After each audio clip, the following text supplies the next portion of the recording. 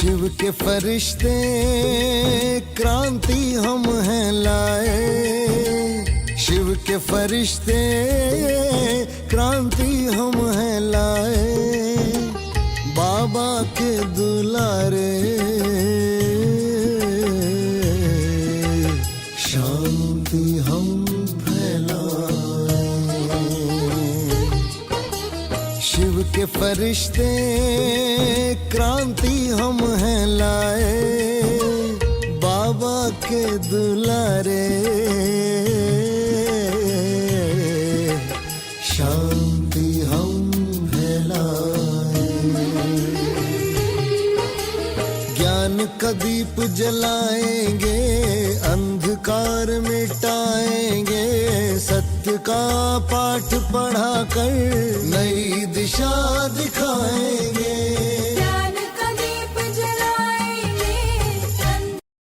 சாந்தி. சிவனின் தேவதைகள் பட்டியல் இன்றைக்கு 22வது நாள். வானினுடைய தேதி 24/2/1984. வானினுடைய சாரம் பிராமண ஜென்மம் என்பது அவதார ஜென்மம். முதல் பாயிண்டை சப்தத்தை கடந்து செல்வது. பாப்தாதா வந்ததுமே நாம் அனைவருமே சப்தத்தை கடந்தவர் ஆகிவிடுகின்றோம். பாபா வியக்த சரீரத்தில் வியக்த உலகத்தில் நம் அனைவருக்குமே என்ன கற்றுக் கொடுக்குறாங்க? அவ்வியக்தமாகுதலை கற்றுக் கொடுக்குறாங்க. அந்த நேரம் ஹாலில் பின்ட்ராப் சைலன்ஸ் ஏற்படுது. பழைய உலகத்தில் பழைய சரீரத்தில் தான் புதிய உலகத்தை உருவாக்க வேண்டியிருக்கிறது.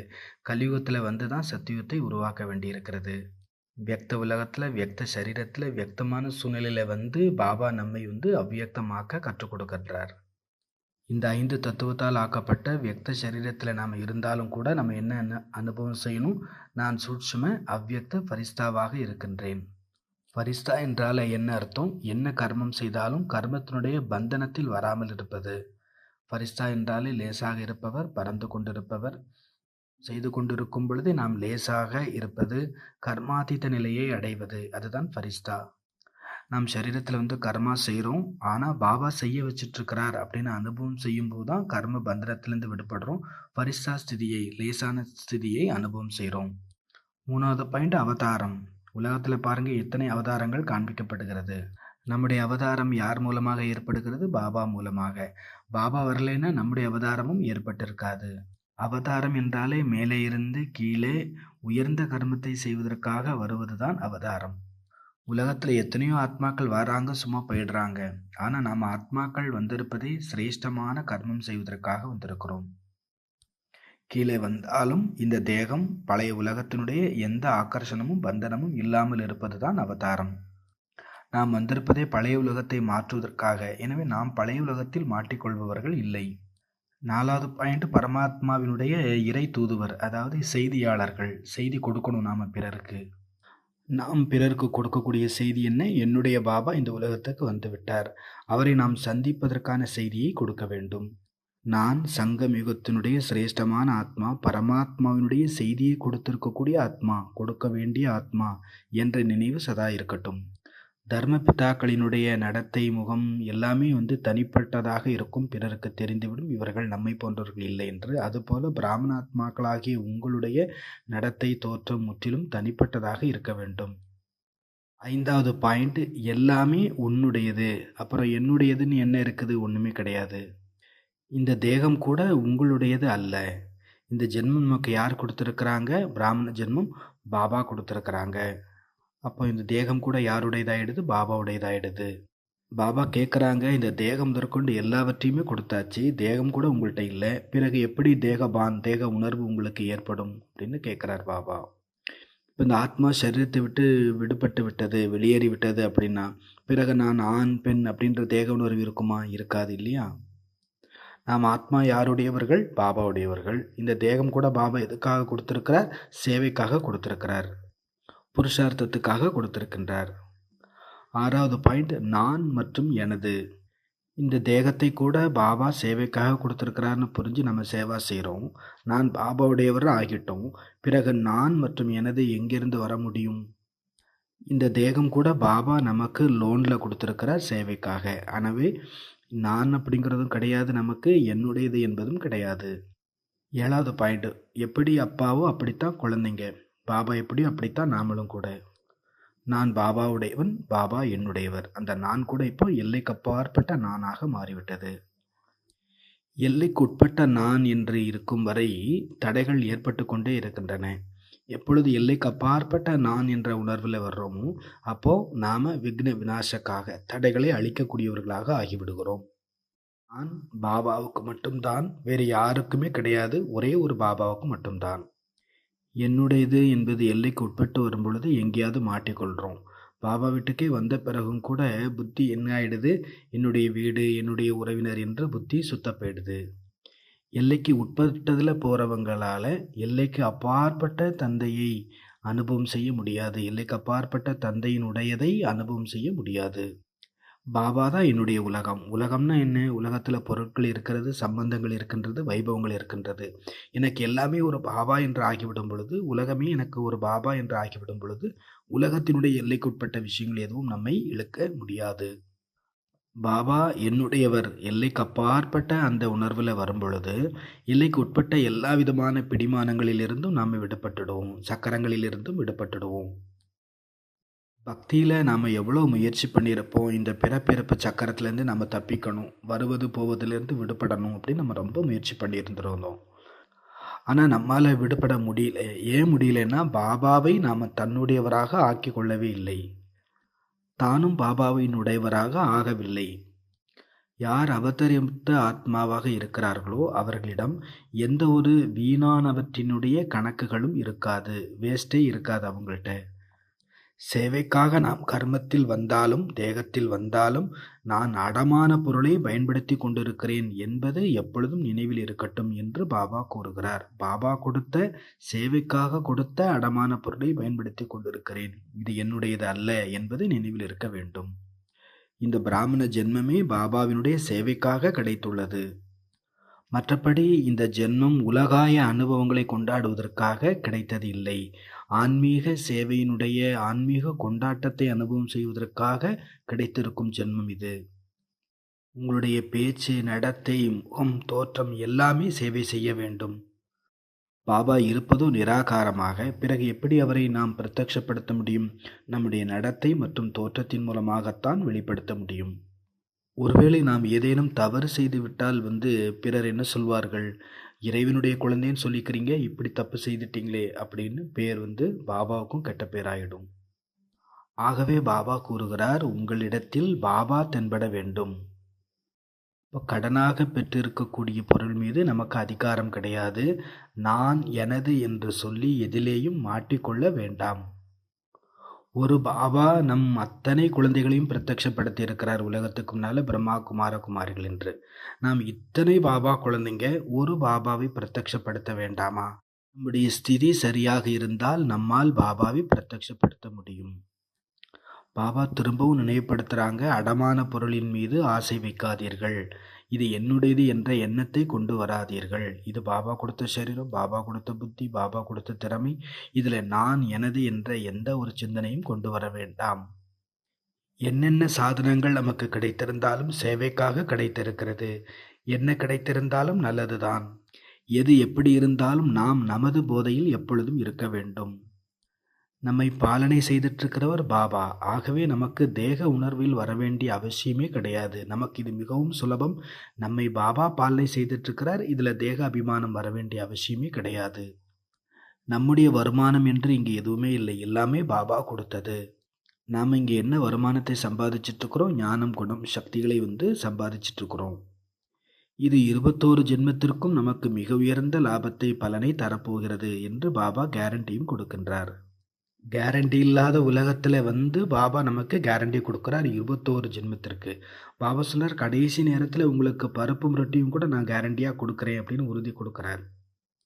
ஒரு சகோதரி சொன்னாங்க, நான் பருப்பே சாப்பிட மாட்டேனே அப்படின்னாங்க. அப்போ நான் சொன்னேன், பருப்பு சாப்பிட கற்றுக்கோங்க அப்படின்னு சொன்னேன்.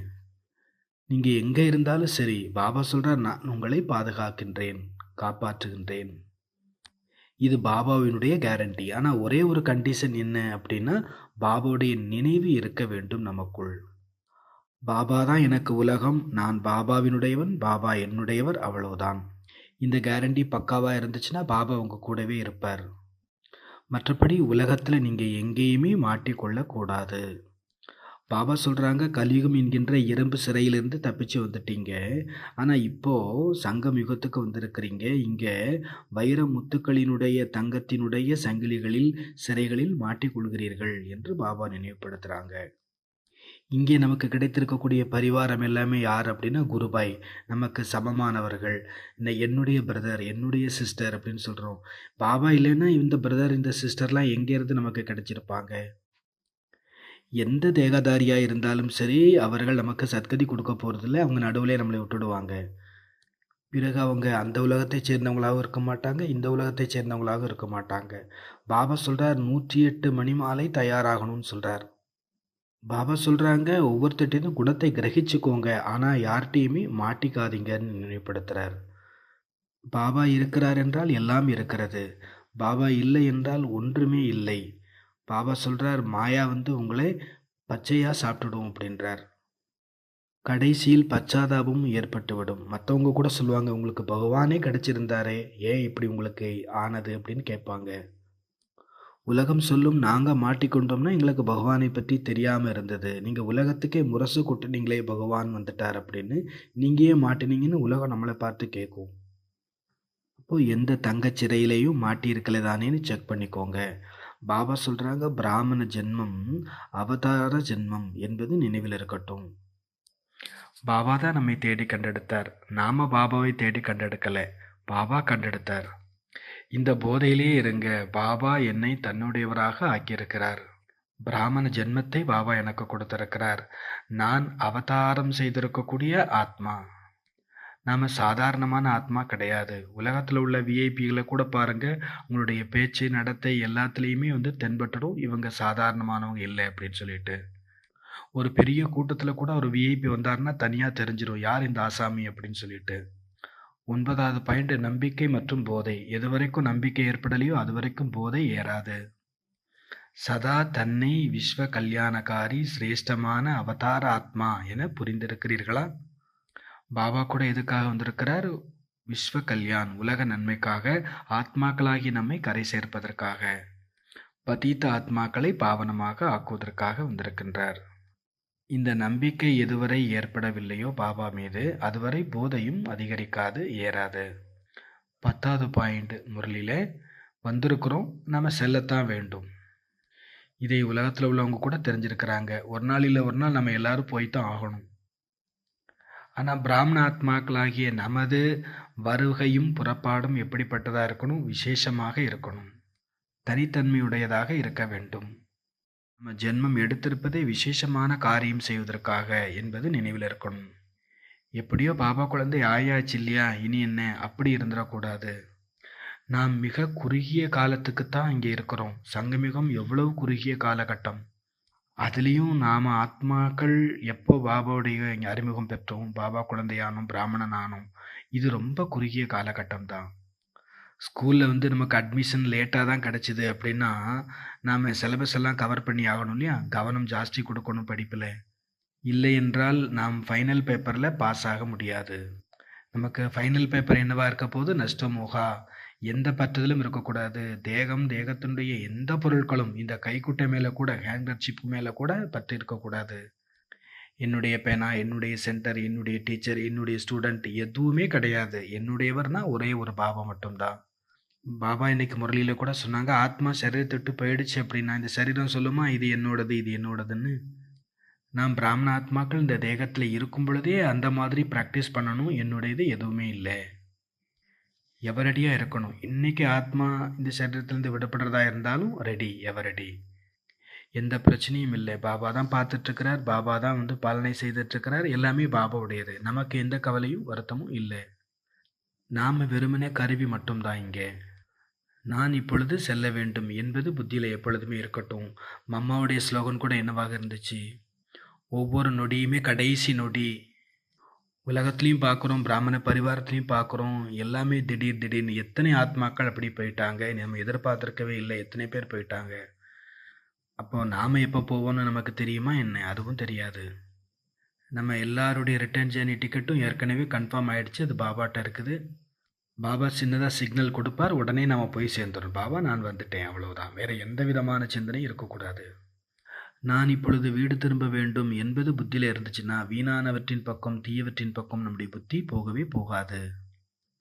விகாரங்களின் பக்கமும் புத்தி போகவே போகாது. உலகத்தில் உள்ள மனிதனுக்கு கூட இன்னைக்கு இறந்துருவோம் அப்படின்னு தெரிஞ்சிடுச்சு அப்படின்னு அவனுடைய புத்தி விகாரத்தின் பக்கம் போகுமா என்ன? அவருடைய திருஷ்டி எந்த தேகத்திலேயாவது இல்லை எந்த விஷயங்கள்லையாவது போகுமா என்ன? நான் செல்ல வேண்டும் என்பது வந்துவிட்டால் புத்திக்கு வீணானவற்றில் எங்கேயுமே நாம் செல்ல மாட்டோம். இப்போ மதுபன் வந்திருக்கிறோம், ஒரு ரிட்டர்ன் டேட்டு நமக்கு தெரியும் இந்த டேட்டுக்குள்ளே நாம் கிளம்பிடுவோம், அதுக்குள்ளே எல்லா வேலையும் முடிச்சிருவோம் அப்படின்ட்டுன்னு. அதுபோல் நாமும் நமக்கான எல்லா பணிகளையுமே முடிச்சிடணும், சேவா புருஷார்த்தம் எல்லாத்தையுமே. நான் வீடு செல்ல வேண்டும் என்பது நினைவில் இருந்தால் நம்முடைய ஸ்திதி உபராம் மிக உயர்ந்ததாக இருக்கும். மேலும் அபாரத்திலும் அபாரமான பிராப்தி ஏற்படும், கிடைக்கும். இப்போ இந்த உலகத்தில் இருந்தாலும் உபராம் ஊப்பர் வாலே ராம், மேலே இருக்கக்கூடிய ராமாயிடணும். எனக்கு ஒரு பாபா, அவரை தவிர இரண்டாவது யாருமே இல்லை. எல்லாரும் என்னுடையவர்கள் தான், ஆனாலும் கூட இங்கே யாருமே என்னுடையவர்கள் இல்லை என்பது புத்தியில் இருக்கட்டும். நம்ம எல்லார்ட்டையும் நம்பிக்கை வைக்கிறோம், எதிர்பார்ப்பு வைக்கிறோம். பிறகு எதிர்பார்ப்பு பூர்த்தி ஆகலைன்னு பிறகு வருத்தப்படுறோம். எனக்கு பாபா இருக்கிறார், வேறு எதுவும் தேவையில்லை. இதை நம்ம உணர்ந்து புரிந்து இதயபூர்வமாக சொல்லணும். வெறும் வார்த்தையாக சொல்கிறதுல பலன் இல்லை. என்னுடையவர் யாரும் இல்லை, ஒரு பாபான்னு புரிஞ்சு இதயத்தோடு சொல்லுங்க. ஒரு ராஜா வீட்டு பையன் வந்து யாருக்காவது ஏதாவது கொடுக்குறான் அப்படின்னா திருப்பி இவங்க எனக்கு தருவாங்கன்னு எதிர்பார்க்க மாட்டாங்க. வச்சுக்கோ, நீயே வச்சுக்கோ, எங்கள் அப்பா ராஜா, எனக்கு வேணுங்கிறத நான் எங்கள் அப்பாட்ட வாங்கிப்பேன் அப்படின்னு யார்கிட்ட என்ன கொடுத்தாலும் அந்த ராஜா வீட்டு பையன் யார்கிட்டையும் எதையும் எதிர்பார்க்க மாட்டான். அதுபோல் எனக்கு பாபா இருக்கிறார், மற்றபடி நீங்கள் கொடுத்துட்டே இருங்க, யார்கிட்டையும் எதையும் எதிர்பார்க்க வேண்டாம். பாபாவே நமக்கு கிடைச்சிட்டார் அப்படின்னா வானம் பூமி எல்லாமே நம்முடையது தான். பிறகு என்ன வேண்டும் நமக்கு? அப்படிப்பட்ட பிராப்தி, அப்படிப்பட்ட ஸ்திதி ஏற்படும் போது நாம் அனுபவி மூர்த்தியாக ஆகிவிடுகிறோம். அனுபவி மூர்த்தி ஆத்மா ஒரு பொழுதுமே தோல்வி அடையவே முடியாது. ஏன்னா அனுபவம் ஆத்மாவில் பதிந்து விடுகிறது. சரீரமே போனாலும் கூட ஆத்மாவோடு அனுபவம் தொடர்ந்து வருகிறது. 11வது பாயிண்ட், கேட்பது மற்றும் ஆகுவது. இப்போ கேட்குறோம், ரொம்ப நல்லா இருக்குது. ஆனால் பிறகு கேள்வி கேட்குறோம், வகுப்பு முடிஞ்ச பிறகுன்னா யோசிக்க ஆரம்பிச்சுடுறோம். பாபா என்ன சொல்கிறார்? நினைத்து நினைத்து சுகமடையுங்கள் என்று. ஒரு சமயம் பாபா சொல்லார், நான் எல்லாம் அறிந்தவன் புரிந்தவன் என்று. ஒரு சமயம் பாபா சொல்லார், உங்கள் மனசில் என்ன இருக்குதுன்னு நான் ஏன் படிக்கணும், எனக்கான அவசியம் இல்லை அப்படின்பார். இப்போ பாபா ஒரு வார்த்தையை எதற்காக சொல்லியிருக்கிறார், எப்போ சொல்லியிருக்கிறார், யாருக்கு சொல்லியிருக்கிறார் என்பதை புரிஞ்சுக்கணும். வெறும் வார்த்தையை பிடிச்சிட்டு இருக்கக்கூடாது. அப்போ வாணியை நம்ம நிறைய முறை படித்தாதான் நமக்கு அது புரிய வரும். ஒரு முறை கேட்டதும் புரிஞ்சிடுச்சு அப்படின்னு நம்ம சொல்லிட முடியாது. வாணி கேட்கணும், வாணி படிக்கணும், பெரியவங்களோட டிஸ்கஸ் பண்ணணும். அப்பந்தான் நமக்கு அது புத்தியில் புரியும், பதியும். அப்புறம் அதீந்திரிய சுகம் அனுபவமாகும். அப்பந்தான் நமக்கு போதை அதிகரிக்கும், நம்பிக்கை அதிகரிக்கும் பாபா மீது. வெறுமனே நாம் வாணி சொல்லிகிட்டே இருந்தால் அதில் ஒன்றும் ப்ராக்டிக்கல் இருக்காது. அப்புறம் பாபா இன்னைக்கு சொல்லியிருந்தாங்க, நான் எனக்கு சமமானவர்களை நான் சந்திக்க வந்திருக்கிறேன், என்னை போன்றவர்களை நான் சந்திக்க வந்திருக்கிறேன் அப்படின்றார். பாபா டீச்சர், அதனால் வந்து குழந்தைங்களையும் சொல்கிறார், நான் டீச்சரான குழந்தைங்களை சந்திக்க வந்திருக்கிறேன் அப்படின்றார். நிறைய சென்டரில் வந்து பிரதர்ஸ் கூட டீச்சர்ஸாக இருக்கிறாங்க. பாபா சரீரத்தை வச்சு டீச்சர்னு சொல்லலை, ஆத்மா வச்சு டீச்சர்னு சொல்கிறார். பாபாவுடைய யூனிவர்சிட்டியில் சின்னவங்க பெரியவங்க வயோதிகமானவங்க எல்லாருமே இங்கே ஸ்டூடெண்ட்டு தான். ஏன்னா பாபா யாருக்கு கற்றுக் கொடுக்க வந்திருக்கிறாங்க? ஆத்மாவுக்கு கற்றுக் கொடுக்க வந்திருக்கிறாங்க. தன்னுடைய துணைவர்களோடு சந்தித்து கொண்டாட வந்திருக்கின்றார். இன்றைக்கு முரளியினுடைய சாரம், முரளியினுடைய முதல் பாயிண்ட்டே என்னது? பிராமண ஜென்மம், அவதார ஜென்மம். அடுத்து பாபா வந்து நம்மை சப்தத்திற்கு அப்பால் அழைத்து செல்ல கற்றுக் கொடுக்கின்றார். பாபா வரலை அப்படின்னா நமக்கு வானப்பிரஸ்த நிலைன்னா என்னென்னே தெரிஞ்சிருக்காம போயிருக்கும். உலகத்தில் உள்ளவங்க என்ன நினைக்கிறாங்க? 60 வயசு ஆகிட்டோம்னா நம்ம காட்டுக்கு போகணும் அப்படின்னு நினைக்கிறாங்க. அது உண்மையான வானப்பிரஸ்தம் இல்லைன்னு தெரியும். இப்போ சங்கமயுகத்தினுடைய பழக்கங்கள் என்னவோ அதைத்தான் வந்து பக்தி மார்க்கத்தில் வந்து வெறும் சம்பிரதாய சடங்குகளாக செய்துட்டு வந்துட்டு இருக்கிறாங்க. அவங்க வீடு வாசலெல்லாம் விட்டுட்டு போகிறாங்க. பாபா சொல்கிற நீங்கள் விட வேண்டாம், ஆனால் புத்தியின் மூலமாக வந்து விட்டுடுங்கன்றார். எல்லாத்தையும் விட்டுட்டு நான் பாபா வீட்டில் போய் உட்கார போகிறேன் அப்படி கிடையாது. வீட்டில் இருந்தாலும் புத்தியை வந்து ஒரு பாபாட்ட வைத்திருக்கணும். நாம் பாபாவினுடையவர் ஆயிட்டோம்னா வீட்டில் இருக்கிறவங்க எல்லாருமே பாபாவினுடையவராக தானாகவே ஆயிடுவாங்க. 3வது பாயிண்ட், நம்ம அவதாரம்னாலே சிரேஷ்ட கர்மத்திற்காக நம்ம மேலேருந்து வந்திருக்கிறோம். கீழே வந்திருக்கிறோன்னு அர்த்தம் என்ன? தேகத்தை ஆதாரமாக எடுத்து வந்திருக்கிறோம். தேகம்ங்கிறதும் பாபா நமக்கு கொடுத்துருக்கக்கூடிய லோன், கடன். நம்ம சேவை செய்கிறதுக்காக வந்திருக்கிறோம். 4வது பாயிண்ட், உங்களுடைய அனுபவத்தை நீங்கள் மற்றவங்களுக்கும் சொல்லணும். நாம் எப்படி பாபாவை அடைந்தோம், பாபாவை சந்தித்தோம், இதையெல்லாம் மற்றவங்களுக்கும் சொல்லணும். பிறகு எல்லாருமே சொல்லுவாங்க, என்னுடைய பாபா வந்து விட்டார் என்று. 5வது பாயிண்ட், எல்லாமே உன்னுடையது, என்னுடையது எதுவுமே இல்லை. நான் என்று இரண்டுமே எல்லைக்கு அப்பாற்பட்டு போயிடணும். நான் எல்லைக்கு அப்பாற்பட்டு போகிறதுனா என்ன அர்த்தம்? நான் சிரேஷ்ட ஆத்மா. என்னுடையது எல்லைக்கு அப்பாற்பட்டு இருப்பதுன்னா என்ன அர்த்தம்? என்னுடையவர் ஒரு பாபா மட்டும்தான். நான் பாபாவினுடையன், அவ்வளவுதான். என்னுடையது நம்ம சொல்லிகிட்டே இருந்தோம்னா தடைகள் வந்துக்கிட்டே இருக்கும். எல்லைக்கு அப்பாற்பட்ட நான் என்ற உணர்வில் இருக்கும் பொழுது நாம் தடையற்றவராக ஆகிவிடுகிறோம். எல்லைக்கு உட்பட்ட என்னுடையது என்பது நம்மை குழப்பத்தில் ஆழ்த்தி விடுகிறது. அதிலிருந்து பிறகு வெளியில் வரவே முடியாது. எல்லைக்கு அப்பாற்பட்ட என்னுடையது, அதாவது என்னுடைய பாபா என்று இருக்கும் பொழுது நாம் சக்கரத்திலிருந்து விடுபட்டுடுவோம். என்னுடையவர் ஒரு பாபா, வேறு யாரும் இல்லை, எதுவும் இல்லை. இதை புத்தியில் பக்கா பண்ணணும். அடுத்தது, வீணான விஷயங்களே நம்மிடம் இருக்கக்கூடாது. ஏற்கனவே 63 ஜென்மத்தினுடைய வேஸ்ட் கணக்குகளை நாம் இப்போ முடிக்கணும். புதுசாக எந்த ஒரு வீண் கணக்குகளையும் உருவாக்கிடக்கூடாது. வீணானவற்றினுடைய கணக்கு உருவாகிடுச்சுன்னா பெரிய சுமையாக ஆகிடும். இப்போ நாம் பிராமணனாக இருக்கிறோம். 1க்கு 100 மடங்கு தண்டனை கிடைக்கும். இதுவும் ரொம்ப உறுதியான விஷயம்தான். அதனால் நமக்கு இது கவனம் இருக்கணும். எனக்கு என்னென்ன இருக்குதோ அது எல்லாமே பாபா கொடுத்தது. கடனாக கொடுத்துருக்கிறார், அடமான பொருளாக கொடுத்துருக்கிறார், சேவைக்காக கொடுத்துருக்கிறார். இதில் என்னுடையது என்ற தவறை செய்திடக்கூடாது. அடுத்தது, நம்பிக்கையும் போதையும் இருக்கணும். நான் எப்பேற்பட்ட பிராமணாத்மா. 10வது பாயிண்ட், வந்திருக்கிறோம், நம்ம போகத்தான் வேணும். இதுவும் நினைவில் இருக்கணும். நினைவு உயர்வாக இருந்தால் பிராப்தியும் அபாரத்திலும் அபாரமானதாக இருக்கும். அடுத்தது, முரளி கேட்கறதோடு கூடவே ஆகிடணும். வெறுமனே கேட்பவராக இருக்கக்கூடாது, ஆகக்கூடியவராகவும் இருக்கணும். பாபா என்ன பாயிண்ட் சொன்னாலும் எனக்காக சொல்லியிருக்கிறார், இது எங்கேயும் எனக்கு புத்தி மாட்டிருக்கல தானே அப்படின்னு செக் பண்ணி பார்த்துக்கணும். யாருக்கோ சொல்கிறார் அப்படின்னு நினச்சி கேட்டுறக்கூடாது. எனக்காக பாபா சொல்கிறான்னு புரிஞ்சு கேட்கணும். நாம் எங்கேனும் மாட்டி இருந்தால் பிறகு பறக்க முடியாது, ஃபரிஸ்தாவாக முடியாது, கீழேயே சிக்கி கொண்டிருப்போம். நான் எல்லைக்கு அப்பாற்பட்ட நான் பாபாவினுடையவன். என்னுடையது எல்லைக்கு அப்பாற்பட்ட என்னுடையது, பாபா என்னுடையவர். எப்படி பாபா இருக்கிறாரோ அதுபோல நானும் இருக்கிறேன், மாஸ்டராக இருக்கிறேன். நாம் எல்லோருமே வெறுமனே கருவி மட்டும்தான். எப்படி இந்த மைக்கை கரண்ட் இயக்குகிறதோ அதுபோல் நம்மை பாபா இயக்கியிருக்கிறார். பாபா நமக்கு கரண்ட் கொடுக்கிறார். பாபா நமக்கு அவதாரத்தை ஏற்படுத்தி இருக்கிறார், ஜென்மத்தை கொடுத்திருக்கிறார். பாபா நம்மை நடத்தி கொண்டிருக்கிறார். நாம் இறை தூதுவர்கள், இறை செய்தியாளர்கள். நாம் விடுபட்டிருந்து நாம் சொல்ல வேண்டும். அப்பொழுது நல்ல புருஷார்த்தம் ஏற்படும். இல்லை என்றால் மாயா எங்கேனும் நம்மை சிக்க வைத்துவிடும் அல்லது பச்சையாக உண்டுவிடும்.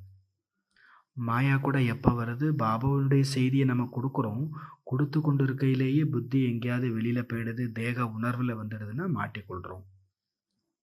உங்களுடைய ஞானம் என்கின்ற வாளினில் நினைவு என்கின்ற யோகா என்கின்ற கூர்மை இருக்கட்டும்.